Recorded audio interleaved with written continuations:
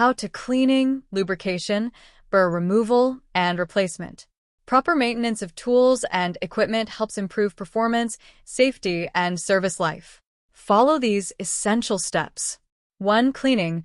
Remove dirt, grease, dust, and debris after every use with a soft cloth, brush, or recommended cleaning solution. Ensure all parts are completely dry before storage. 2. Lubrication. Apply the correct lubricant to moving components to reduce friction, prevent rust, and ensure smooth operation. Avoid overlubricating, as excess oil can attract dust and contaminants. 3. Burr removal. Inspect edges and surfaces regularly for burrs or rough spots. Use a fine file, deburring tool, or abrasive stone to remove imperfections carefully without damaging the component. 4. Replacement.